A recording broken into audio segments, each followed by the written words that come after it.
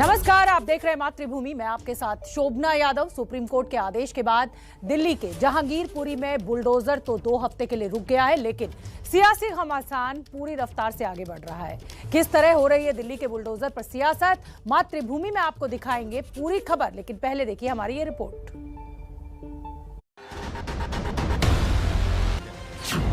Congress BJP और आप पर बरस रही है तो आप बीजेपी पर। जिधर देखो भारतीय जनता पार्टी कुल मिला के हर तरफ गुंडई और लफंगई का नाम बन गई। भारतीय जनता पार्टी के हेडक्वार्टर पे बुलडोजर चला दो, लफंगों के हेडक्वार्टर पे बुलडोजर चल जाएगा अपने आप। और ऐसे हमलों का बीजेपी की ओर से भी लगातार मिल रहा है जवाब। इंक्रोचर्स कहीं भी हो, किसी भी धर्म के हो, उनके ऊपर कार्रवाई होनी चाहिए। अजय माकन भी गए हैं। अजय माकन वही है जो दिल्ली में सीलिंग का दर्द शुरू किए थे, ये वही है। और जब इलीगल इंक्रोचमेंट पे कार्रवाई हो रही है तब फिर इन लोगों का सिर्फ आप समझ सकते हैं वोट बैंक की राजनीति, उससे अलग आइए।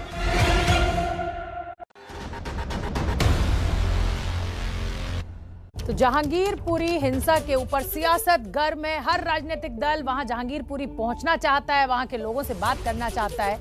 इसी बीच बड़ी खबर यह आ रही है कि आम आदमी पार्टी का प्रतिनिधिमंडल उस जगह पहुंचा है जहां कल एमसीडी के बुलडोजर चले थे। आपके प्रतिनिधिमंडल की अगुवाई विधायक संजीव झा कर रहे हैं।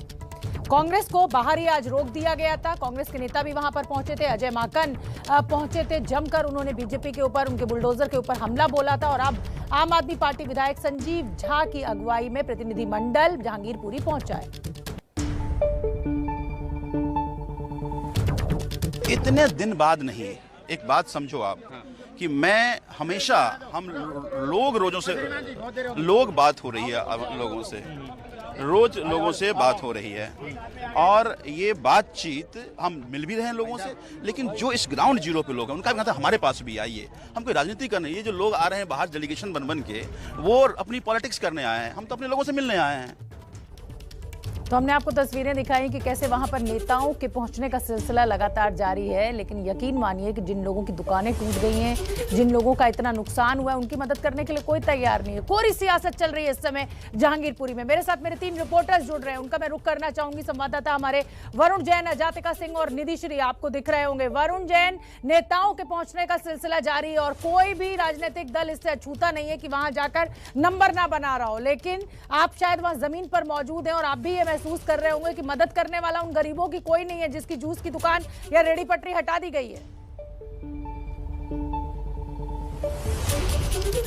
ये सिर्फ राजनीतिक रोटियां सेकी जा रही है। आप हैरत की बात देखिए, आम आदमी पार्टी के विधायक पहुंचे हैं। पवन शर्मा भी यहाँ पर हमारे पास में हमें नजर आ रहे हैं, जो कि इसी विधानसभा से आम आदमी पार्टी के विधायक है। 16 तारीख की घटना है और आज 21 तारीख हो गई। 5 दिन बीत गए। उनको अब सुध आई है अपने विधानसभा के लोगों की कि उनके ऊपर क्या बीत रही है। अगर एंक्रोचमेंट की कार्रवाई गलत हो रही है तो क्यों हो रही है। अभी हमने इनसे सवाल किए थे कि एंक्रोचमेंट कल हुआ, वो यहाँ क्यों नहीं पहुंचे थे, तो उनका कहना था वो कुछ किलोमीटर की दूरी पर थे। तो कहीं ना कहीं अब सिर्फ राजनीतिक रोटियां सेकी जा रही है। पहले वृंदा कारात पहुंची थी, उसके बाद ओवैसी कल रात को पहुंचे, आज कांग्रेस पहुंची। तो आम आदमी पार्टी को लगा कि हम कैसे पीछे रह गए और बस उसी अपने लक्ष्य को साधने के लिए अब आम आदमी पार्टी के नेताओं ने कहा कि चलो हम भी चलते हैं और वहां पर अपनी अटेंडेंस लगा देते हैं। और वही अटेंडेंस लगा रहे हैं ये पवन शर्मा। अगर आपको कैमरे पे देखेंगे यहाँ के बिल्कुल वरुण जैन, जाहिर सी बात है हर राजनीतिक दल की कोशिश है कि वहां पर जो अवैध निर्माण था उसको जो तोड़ा गया है तो उसको कैश किया जा सके, उसको अपने वोट में कन्वर्ट किया जा सके। अजातिका सिंह और निधि श्री, अजातिका आपका मैं रुख करूंगी। जैसे कि वरुण भी जिक्र कर रहे हैं और मैं भी कह रही हूं कि तमाम जो राजनीतिक दलों के नेता है वो वहां पहुंच रहे हैं, लेकिन स्थानीय लोगों का क्या कहना है? जो सामान उनका कल बिखर गया था, जो टूट फूट हो गई थी, क्या उसको समेटते हुए आज लोग दिख रहे हैं वहां पर?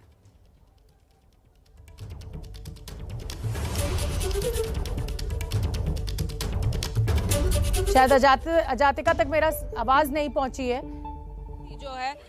जी अजातिका बोलिए। अजातिका जी शोभना जी, जिस तरीके जहांगीरपुरी में टूटे हुए टुकड़ों पर लोग अपना सामान तरीके से जो राजनीतिक है वो अपना हित खोज रहे हैं। जातिका, मैं आपके पास आऊंगी, आपकी आवाज कट रही है। मैं निधिश्री का रुख कर लेती हूँ क्योंकि निधिश्री भी जहांगीरपुरी में ही मौजूद हैं। और निधिश्री, जो सवाल मैंने जातिका से पूछा वही सवाल आपसे कि वहां के जो स्थानीय लोग हैं जिनके छज्जे तोड़ दिए गए, सीढ़ी तोड़ दी गई, उनका सामान बिखरा हुआ कल मैंने देखा था, वहां पड़ा हुआ था, वहां पर अब क्या तस्वीरें हैं? शोभना, इस वक्त मैं जहांगीरपुरी में नहीं हूँ। मैं कुछ देर पहले जहांगीरपुरी में ज़रूर थी, लेकिन अभी मैं जामिया में हूँ। जामिया में मैं इसलिए हूँ क्योंकि यहाँ पर अलग अलग संगठन के छात्र जो है वो प्रदर्शन कर रहे हैं। अब आप पूछेंगे प्रदर्शन किस लिए, तो प्रदर्शन इसलिए क्योंकि इनको लग रहा है कि मुस्लिम जीनोसाइड सरकार जो है वो कर रही है, और इस वजह से कुछ छात्र यहाँ हैं। कुछ देर पहले ही इनका प्रदर्शन जो है वो खत्म हुआ है, लेकिन निधिश्री, मैं पहले खबर अपने दर्शकों को बताना चाहती हूँ, तो मैं ये चाहती हूँ कि पहले आप इन छात्रों की नाराजगी की वजह बताएं। और आयशा जो है, जो ये प्रदर्शन कर रहा है, क्या जहांगीरपुरी से भी इसका कोई कनेक्शन है इस प्रदर्शन का, या इन छात्रों के पास अपनी कोई और अलहदा वजह है? बिल्कुल शोभना, देखिए जहांगीरपुरी में हिंसा हुई और कल जो बुलडोजर चला, तो इन छात्रों का प्रदर्शन उसी बुलडोजर के खिलाफ है। कुछ छात्रों से मैं बात करना चाहूंगी। ये प्रदर्शन जो आप लोगों ने अब से कुछ ही देर पहले किया है, नाराजगी और गुस्सा बुलडोजर चला इसलिए या सरकार के खिलाफ? देखिए, जो हमारा असल वजह है वो यही है कि एक पर्टिकुलर कम्युनिटी को टारगेट किया जा रहा है सरकार द्वारा। बुलडोज़र चला है, इलीगल कंस्ट्रक्शन के नाम पे उन्होंने बुलडोज़र चलाया गया है। अगर वो इलीगल कंस्ट्रक्शन था भी, हम तो ये बोल रहे हैं, अगर वो था भी इलीगल कंस्ट्रक्शन, तो आपने बिना किसी नोटिस के बुलडोज़र कैसे चलाया? आपने ना कोई हमें नोटिस दिया है, ना आपने कोई हमें मतलब कोई भी चीज़ आपने बताई नहीं, और उसके बाद आप एक बुलडोज़र चला देंगे कहीं भी, तो ये कहाँ, किस संविधान में कहाँ लिखी है चीज़? सवाल तो यही है ना कि बुलडोजर एक समुदाय के खिलाफ तो चला नहीं है, हिंदू भी उसमें थे जिन पर अतिक्रमण के नाम पर बुलडोजर। मैं आऊंगी आपके पास। तो ये समझने की जरूरत ये है कि जो पूरा मामला जहांगीरपुरी में उठा, जिस तरीके से वहां हिंसा भड़की, उसके बाद बुलडोजर चला, उसकी नाराजगी जामिया में भी देखने को मिल रही है और छात्र प्रदर्शन कर रहे हैं। आगे बढ़ेंगे। कांग्रेस के बड़े नेताओं ने दंगों वाले जहांगीरपुरी इलाके में पहुंचने की कोशिश की। अजय माकन के साथ कांग्रेस का प्रतिनिधिमंडल जहांगीरपुरी में जाकर लोगों से बात करना चाहता था, लेकिन पुलिस ने बीच में ही रोक दिया, जिसके बाद कांग्रेसी नेताओं ने वहीं धरना प्रदर्शन किया। पुलिस ने बल का प्रयोग किया, उन्हें वहां से हटाया गया। कांग्रेस बुलडोजर के एक्शन पर बीजेपी और आम आदमी पार्टी दोनों को घेरने में लगी हुई है। ये तस्वीरें उस समय की जब कांग्रेस के नेता अजय माकन जहांगीरपुरी में पहुंच गए। जब पुलिस ने उनको रोका तो वो धरने पर बैठ गए। उसके बाद आप देख सकते हैं पुलिस वाले इन कांग्रेसी नेताओं को बस में भरते हुए, हिरासत में लेते हुए और वहां से हटाते हुए, क्योंकि जाहिर सी बात है कि पुलिस के लिए एक बहुत बड़ी चुनौती है लॉ एंड ऑर्डर को मेंटेन रखना। बहुत ही संवेदनशील इलाका इस समय जहांगीरपुरी। जिस तरीके से शनिवार को वहां पर सांप्रदायिकता के चलते हुए दंगे भड़क गए थे, हिंसा भड़क गई थी, उसके बाद कल जब एमसीडी का बुलडोजर चला तो स्थानीय लोगों का गुस्सा और अब इन नेताओं की सियासत के चलते कहीं मामला बिगड़ ना जाए, इसीलिए दिल्ली पुलिस एक अतिरिक्त सुरक्षा बरतती हुई। और कांग्रेसी नेताओं को आप देख सकते हैं नारे लगाते हुए, धरना प्रदर्शन करते हुए और उनको हिरासत में लेती हुई दिल्ली पुलिस। कोई कानून, कोई पॉलिसी और कोर्ट का भी ये स्पष्ट आदेश है। ये मेरे पास में कोर्ट का आदेश है 2019 का, और 2019 के अंदर कोर्ट ने, डबल बेंच ने आदेश दिए जिसको सुप्रीम कोर्ट ने अपहोल्ड किया, और जिसके अंदर बड़ा स्पष्ट ये कहा गया है कि किसी को भी बगैर नोटिस दिए नहीं उसका मकान गिराया जा सकता है। ये कोर्ट के आदेश है जो कि आज मैं यहाँ पर लेकर के आया हूँ। और जब कोर्ट के आदेश है, भारत सरकार की पॉलिसी है कि बगैर नोटिस किसी को नहीं हटाया जा सकता है, गिराया जा सकता है, तो क्यों ये काम यहाँ पे कल हुआ है?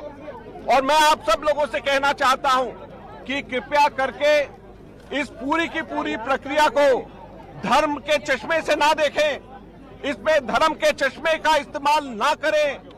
ये केवल और केवल गरीब के पेट के ऊपर लात मारी गई है। ये जो विपक्ष का आरोप है ये सरासर गलत है। बेसिकली इसके पीछे समझिए ये सभी वो लोग हैं जो पूरे समाज को ऐसे इसी प्रकार से आगे बढ़ाना चाहते हैं। आज वहां अजय माकन भी गए हैं। अजय माकन वही हैं जो दिल्ली में सीलिंग का दर्द शुरू किए थे, ये वही हैं।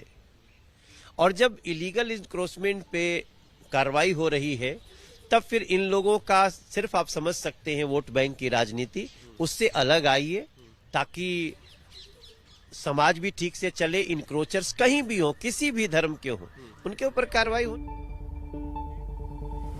तो हम आपको बता दें कि जहांगीरपुरी में कल बुलडोजर का जो 2 घंटे का एक्शन हुआ उस पर कांग्रेस और आम आदमी पार्टी से लेकर विपक्ष के कई नेता बीजेपी को घेर रहे हैं।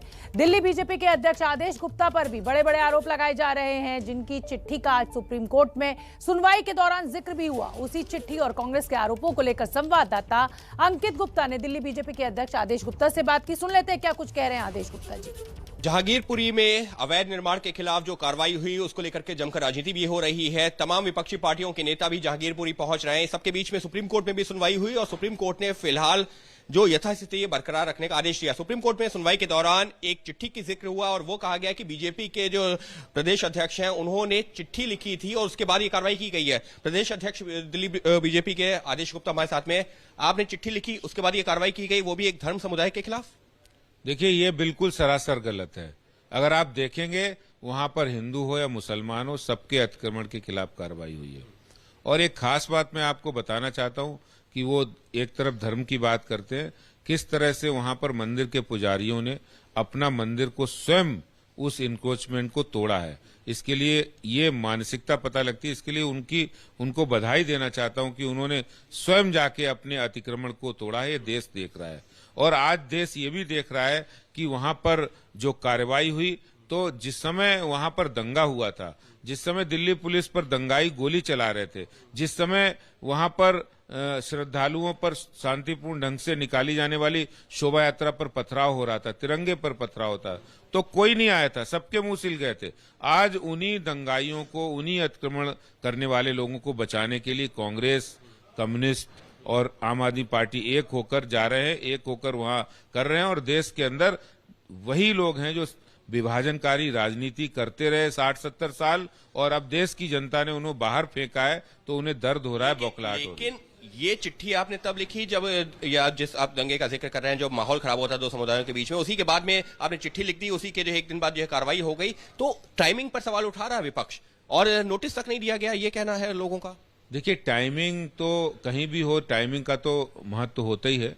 और मुझे लगता है कि इसको वो लोग जानबूझकर राजनीतिक अखाड़ा बना रहे हैं, क्योंकि उस पत्र में ऐसी कोई बात नहीं है।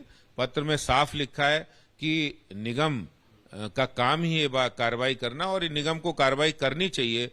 जो लोग दिल्ली का माहौल खराब करें, जो दिल्ली में हिंसा करें, जो दिल्ली में दंगे करें, उन लोगों का, जो रोहिंग्या और बांग्लादेशी है, उन लोगों के ऊपर भी कार्रवाई हो और अतिक्रमण हटाने की कार्रवाई पूरे साल निगम। धर्म समुदाय के खिलाफ ही विशेष तौर पर यह कार्रवाई क्यों, ये विपक्ष का सवाल उठा रहा है। सुप्रीम कोर्ट में भी जो है कपिल सिब्बल और दुष्यंत दवे ने यही बात कही।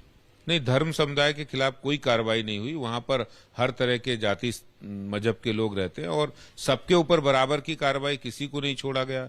और मुझे लगता है कि ये सवाल इस समय वो लोग इसलिए उठा रहे हैं क्योंकि उन्होंने दंगाइयों का समर्थन करना है, उन्हें उन लोगों का समर्थन करना है, क्योंकि वो वोट बैंक की पॉलिटिक्स लोगों का, वो जो आम आदमी पार्टी और जो कांग्रेस के लोग हैं, वो वहां पर वोट बैंक की राजनीति कर रहे हैं, वो वहां तुष्टीकरण की राजनीति कर रहे हैं। क्योंकि रोहिंग्या बांग्लादेशियों को उन्होंने बसाया है और कांग्रेस ने बसाया, आम आदमी पार्टी उनको फ्री में राशन, पानी, बिजली दे रही है। और आज ये राजनीतिक बात पूरा दुनिया देख रही है। भारतीय जनता पार्टी कभी इस तरह की राजनीति नहीं करती है। अभी तो ये कार्रवाई उत्तरी दिल्ली नगर निगम में, उत्तरी उधर क्षेत्र में हुई है। अब क्या आप बाकी जो है हिस्सों में भी, दिल्ली के बाकी हिस्सों में भी इसी तरीके की कार्रवाई की चिट्ठी लिख रहे हैं क्या? कि कार्रवाई पूरी दिल्ली में होती है, निगम करता है। हमने कहा है कि इस तरह की कार्रवाई होनी चाहिए। बहुत से ऐसे पॉकेट हैं जहां रोहिंग्या बांग्लादेशी रहते हैं, उनको पहचान करके जो लोग इस दिल्ली का, देश का अमन चैन खराब करें और इस देश के रहने वाले नहीं हो, रोहिंग्या बांग्लादेशी हो, उनके खिलाफ कार्रवाई। चिट्ठी भी लिख रहे हैं क्या? बिल्कुल लिख रहा हूँ। किसको लिख रहे हैं? मेयर को लिखूंगा। मेयर को चिट्ठी लिखेंगे? जी जी। यानी कि अभी तक जो है, जो एक चिट्ठी लिखी गई जिसका जिक्र किया गया सुप्रीम कोर्ट में सुनवाई के दौरान कि इन्होंने चिट्ठी लिखी, उसके बाद में ये कार्रवाई हुई। अब कह रहे हैं कि और भी चिट्ठी लिखूंगा दिल्ली के अलग अलग इलाकों में भी जहां पर भी अवैध अतिक्रमण किया गया है, खासतौर पर बांग्लादेशी और रोहिंग्या जो अवैध तरीके से रह रहे हैं, उनके खिलाफ कार्रवाई की। और रही बात जो है एक धर्म समुदाय के खिलाफ कार्रवाई की, तो उसको पूरी तरीके से नकार है। उनका ये कहना है आदेश गुप्ता का कि जिन लोगों ने भी अवैध अतिक्रमण किया है, वो किसी भी धर्म के क्यों ना हो, उनके खिलाफ ये कार्रवाई होगी। और जो भी लोग इस मामले पर जो है बयानबाजी कर रहे हैं वो सिर्फ राजनीति कर रहे हैं। तो चलिए सुर्खियों के बाद मातृभूमि में आगे बढ़ते हैं। सुप्रीम कोर्ट ने जहांगीरपुरी में बुलडोजर की कार्रवाई 2 हफ्ते के लिए रोक दी है। 2 हफ्ते बाद फिर सुनवाई होगी। ऐसे में जहांगीरपुरी के उन लोगों का क्या कुछ कहना है जिनके घरों पर बुलडोजर चला दिया गया, या फिर जो बुलडोजर की कार्रवाई से प्रभावित हुए हैं। ऐसे ही कुछ लोगों से बात की संवाददाता निवेदिता शांडिल्य ने। सुनिए उन लोगों का दर्द। इस समय हम मौजूद हैं जहांगीरपुरी के ब्लॉक सी के बिल्कुल पास, यानी कि CD ब्लॉक है ये, जो कि ब्लॉक सी और डी के बीच में है। हम इनसे इसलिए बात करने के लिए आए हैं क्योंकि ये सबसे जो नज़दीक हिस्सा है उस इलाके का जहां पे हिंसा हुई थी वो ये इलाका है। पर लेकिन यहाँ के लोगों का क्या सोचना है आज जब सुप्रीम कोर्ट का फैसला आ गया है कि बुलडोजर नहीं चलेगा। ये बताइए दीदी, बुलडोजर नहीं चलेगा, अब जाके सुप्रीम कोर्ट ने फैसला दे दिया है, क्या कहेंगे आप? सुप्रीम कोर्ट में फैसला दे दिया, जो बुलडोजर नहीं चलेगा तो चला क्यों है? मस्जिद क्यों तोड़ा है? हाँ, मस्जिद जब तोड़ दिया, उधर आगे जब मंदिर पास गया वो कैसे रुक गया? हर जगह जब टूटा जाता है तो मंदिर क्यों नहीं टूटा जाता? पहले ये बताओ तो जरा। मंदिर तो कहीं नहीं टूटा गया, कहीं पे देखा गया कि मंदिर टूटा गया? तो मस्जिद और मजार क्यों टूटा जा रहा है? क्यों तोड़ रहा है? हम भी मुसलमान है, तुम भी हिंदू, हम भाई बहन है, सब एक साथ मिलके रहना चाहिए। यहाँ पे कभी ऐसा हुआ था? नहीं, ये पहली बार ही हुआ है, पहली बार ही हुआ है। यहाँ पर कभी ऐसा लड़ाई नहीं होता। हिंदू मुस्लिम की चीज नहीं, जिंदगी में कभी भी। हम छोटे में से इतने बड़े हो गए, कभी भी नहीं हुआ। देखो हिंदू लड़ा मुसलमान कभी लड़ाई नहीं हुआ हमारे, कभी भी नहीं हुआ। हम छोटे में से इतने बड़े हो गए, हमारे बच्चे भी यहाँ पर पले बड़े, मगर कभी भी ऐसा लड़ाई नहीं हुआ जो इस बार लड़ाई हो चुका है।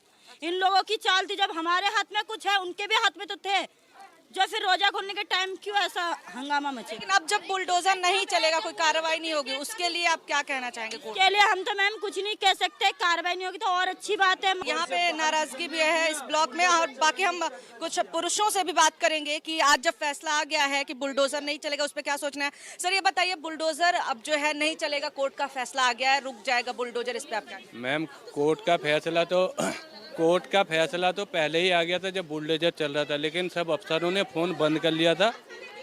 उसके बाद कोर्ट से कोई लेडीज आई थी अफसर, उन्होंने आके उनके जब टूट गए, ठीक है, नाले के ऊपर अब एक झुग्गी बना रखी है, सब कुछ तोड़ दिया, ठीक है। जब मस्जिद भी तोड़ी है तो मंदिर भी तोड़ना चाहिए। आंखें ऊपर वाले ने 2 दिए तो दोनों आंखों से देखो, एक से मत देखो। अब तुमने मस्जिद के आगे से तो तोड़ दिया, मंदिर का जब बारी मंदिर की आई तो तब तुम्हारे ऑर्डर आ गए, तो ये गलत है। अब भी तो वो तोड़ रहे, अपने हाथ से तोड़ रहे हैं। सब हम भाई है और हम प्यार से रहना चाहेंगे और प्यार से ही रहेंगे। तो ये लोगों की नाराजगी आपने सुनी। सुप्रीम कोर्ट ने अगली सुनवाई तक जहांगीरपुरी इलाके में यथास्थिति बनाए रखने के लिए आदेश दिए हैं। सुप्रीम कोर्ट के आज के आदेश पर नॉर्थ एमसीडी के मेयर राजा इकबाल सिंह ने क्या कुछ कहा, वो भी सुनिए आप। सुप्रीम कोर्ट ने फिलहाल कह दिया है कि 2 हफ्ते बाद इस मामले पर सुनवाई होगी, लेकिन तब तक वहां पर जो यथास्थिति है उसको बरकरार रखना होगा। इस पूरे मामले में बातचीत के लिए हमारे साथ उत्तरी दिल्ली नगर निगम के मेयर राजा इकबाल सिंह हैं। सर, जो कल कार्रवाई हुई है उसके बाद से कोर्ट में मामला चला, कोर्ट ने अब कह दिया कि 2 हफ्ते बाद हम सुनवाई करेंगे, पहला तो रिएक्शन क्या रहेगा आपका? देखो, जो माननीय सुप्रीम कोर्ट का जो भी ऑर्डर होगा, जो भी आदेश होगा, उसको हम बिल्कुल सिर झुकाकर उस आदेश का पालन करेंगे। लेकिन कोर्ट ने कई सारी टिप्पणियां भी की हैं। कोर्ट ने ये कहा है कि जिस तरीके का नोटिस की चर्चा चल रही थी कि नोटिस नहीं दिया गया, लोग ये कह रहे थे कि 15-20 सालों से हमारे मकान थे, तब कोई कार्रवाई नहीं की गई। इस पूरे मुद्दे पर आप क्या कहना चाहेंगे? देखो, ऐसा है, जो भी काम हुआ है वो बिल्कुल लीगल वे से हुआ है, बाकी जो भी जवाब है हम कोर्ट में देंगे। एक सवाल ये भी उठ रहा है सर कि कल जब सुप्रीम कोर्ट का ऑर्डर आ गया था तो उसके बावजूद भी वहाँ पर कार्रवाई होती रही, मस्जिद के आसपास की भी दुकानों को तोड़ा गया, क्यों ये सब चीज़ें होती रही? ऐसा कुछ भी नहीं हुआ। जैसे ही हमें माननीय सुप्रीम कोर्ट का आदेश मिला वैसे ही एक्शन बंद कर दिया गया, उसके बाद कोई भी कार्रवाई नहीं हुई। लेकिन सर कई सारी चीज़ें फिर भी चल रही थी, मतलब बुलडोजर चल रहा था वहाँ पर। नहीं, ऐसा कुछ भी नहीं है। अब कहने में जो मर्जी आप कहते रहे, मगर जैसे ही हमें आदेश मिला तुरंत ही कार्रवाई को बंद कर दिया गया।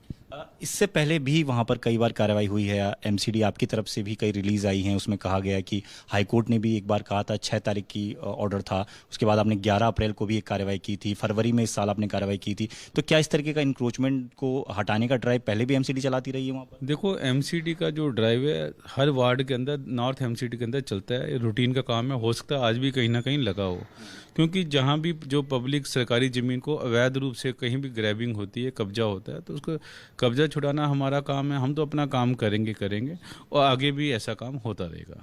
कुछ लोग ऐसे भी सामने आए जिन्होंने बहुत सारे डॉक्यूमेंट्स दिखाए। उन्होंने कहा कि डीडीए की ज़मीन पर हमने इस तरह के मकान बनाए थे, डीडीए का लेटर दिखा रहे थे और तमाम दस्तावेज दिखा रहे थे, उसके बावजूद भी कार्रवाई की गई। देखो, कोई भी हमारी कार्रवाई ऐसी आनन फानन में नहीं की कि अब हर चीज़ का हम जवाब कोर्ट में देंगे। ब्रेक के बाद स्वागत है आपका, आप देख रहे हैं मातृभूमि। बीते शनिवार को जहांगीरपुरी में हिंसा भड़की। कल वहां पर एमसीडी का बुलडोजर पहुंचा और ये पूरा मामला रुका तब जब सुप्रीम कोर्ट इसमें बीच में आया। तो दिल्ली में बुलडोजर वाले एक्शन पर सुप्रीम कोर्ट में जोरदार बहस हुई। आज दोनों तरफ से क्या क्या दलीलें दी गई, आइए आपको ग्राफिक्स के जरिए दिखाते हैं। कोर्ट ने आज बड़ी टिप्पणी भी की, कार्रवाई पर देश भर में रोक नहीं लगा सकते, ये इस पूरे मामले पर सुप्रीम कोर्ट ने कहा। कल का अंतरिम आदेश जारी रहेगा।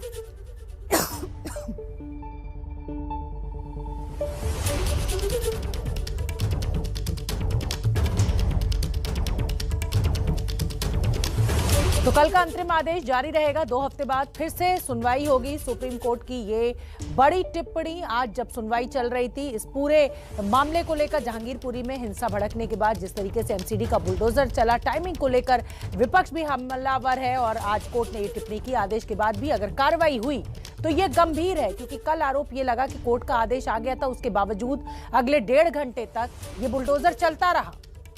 तो कोर्ट ने आज कहा कि अगर आदेश के बाद भी कार्रवाई हुई है तो ये बेहद गंभीर मामला है। ये पूरा मामला सुप्रीम कोर्ट पहुंचा। यथास्थिति का आदेश सिर्फ जहांगीरपुरी के लिए आज सुप्रीम कोर्ट ने दिया है। ये पूरा मामला जहांगीरपुरी में जब कल बुलडोजर पहुंचा तो एक याचिकाकर्ता की सुनवाई के दौरान सुप्रीम कोर्ट ने कल यथास्थिति बनाने का आदेश दिया था और आज जब इस पर सुनवाई हुई तो ये जो टिप्पणी इस समय हम आपको दिखा रहे हैं वो सुप्रीम कोर्ट ने की और यथास्थिति का आदेश सिर्फ जहांगीरपुरी के लिए ये सुप्रीम कोर्ट ने कहा। क्या क्या दलीलें दी गई ये देखना बेहद जरूरी है। दुष्यंत दवे जो कि याचिकाकर्ता के वकील है, उन्होंने कहा एक समुदाय को निशाना बनाया जा रहा है। एमसीडी के वकील तुषार मेहता ने इसका जवाब दिया। दुष्यंत दवे ने कहा पहले कभी दंगे के बाद ऐसी कार्रवाई नहीं हुई। तुषार मेहता ने कहा इलाके में 19 जनवरी से ही ये एमसीडी का अभियान चल रहा है, 5 से 15 दिन का नोटिस मिलना चाहिए था। दुष्यंत दवे का ये बड़ी दलील, खाली करने के नोटिस 2021 में ही दिए गए थे। तुषार मेहता ने इसका जवाब दिया। बीजेपी नेता की चिट्ठी के बाद यह कार्रवाई हुई है, एक संगठन के मामले को जटिल बना दिया गया है, तुषार मेहता ने जवाब दिया। दिल्ली में 1731 अनधिकृत कॉलोनी एक पर ही निशाना क्यों? लोग खुद हाईकोर्ट नहीं गए क्योंकि कागज नहीं थे। तो कोर्ट की टिप्पणी, कार्रवाई पर देश भर में रोक हम नहीं लगा सकते हैं। आज ये बड़ी टिप्पणी कोर्ट में जिरह के दौरान सुप्रीम कोर्ट के द्वारा की गई। कल का अंतरिम आदेश जारी रहेगा। और दिल्ली में बुलडोजर पर सियासत गर्म है तो महाराष्ट्र में लाउड स्पीकर पर। अब अमरावती की सांसद नवनीत राणा ने महाराष्ट्र के मुख्यमंत्री उद्धव ठाकरे के घर मातोश्री के बाहर शनिवार को हनुमान चालीसा का पाठ करने का ऐलान किया है। नवनीत राणा अपने विधायक पति रवि राणा और 500 कार्यकर्ताओं के साथ कल मुंबई के लिए रवाना होंगी। एबीपी न्यूज संवाददाता प्रणय निर्वाण ने नवनीत राणा से बात की, सुन लेते हैं क्या चाहती है नवनीत राणा। अमरावती की सांसद नवनीत राणा महाराष्ट्र के मुख्यमंत्री उद्धव ठाकरे इनके घर मातोश्री पर जाकर हनुमान चालीसा का पाठ पढ़ने वाला है। 22 अप्रैल को शाम में सांसद नवनीत राणा और उनके पति विधायक रवि राणा और उनके साथ 500 कार्यकर्ता ये सब एक ट्रेन के अंदर जाकर 23 तारीख को सुबह महाराष्ट्र के मुख्यमंत्री उद्धव ठाकरे के घर के सामने बैठकर हनुमान चालीसा का पाठ करने वाला। अपने साथ सांसद नवनीत राणा खुद है। मुझे बताइए, आपकी तारीख तो ठहर गई, अब कब जाने वाले, कैसे जाने वाले और कितने लोग रहेंगे? पहली बात तो ये है कि हमने आज तक का इंतज़ार किया कि सिर्फ सैनिकों ने जो आह्वान दिया था उनको ही टाइम देने के लिए कहा था, उनको ही समय बताने के लिए कहा था, पर उन्होंने ना समय बताया, ना वक्त दिया, ना टाइम दिया।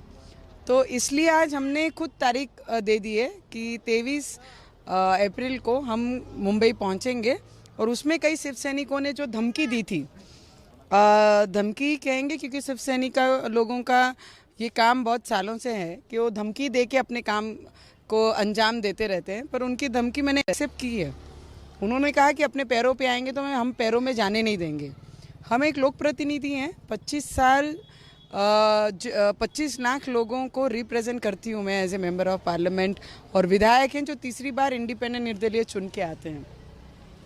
और पहली तो सबसे बड़ी बात है कि वो जो धमकी दिया उसको मैंने एक्सेप्ट कर लिया। मैं मुंबई करी हूँ और विदर्भ की बहू हूँ, ये दोनों ताकत मेरे पीछे, उनमें कितनी ताकत है वो देख लीजिए, और भगवान के नाम स्मरण करने में कितनी ताकत है वो भी हम देखेंगे। और हम 23 तारीख को जाने वाले हैं, मातोश्री के बाहर हनुमान चालीसा पढ़ने वाले हैं। और मेरा एक प्रश्न उद्धव ठाकरे जी को रहेगा, प्रथम नागरिक हैं वो हमारे महाराष्ट्र के ऐसे मुख्यमंत्री, उन्हें हनुमान चालीसा से इतनी एलर्जी क्यों? संकट मोचन के मंदिर जाने से इतनी एलर्जी क्यों? अगर आप उस दिन संकट मोचन के मंदिर जाते और हनुमान चालीसा का पाठन करते तो मुझे लगता है कहीं ना कहीं हमारे महाराष्ट्र में जो 7.5 और जो ग्रहण लगा है वो कहीं ना कहीं दूर हो सकता था।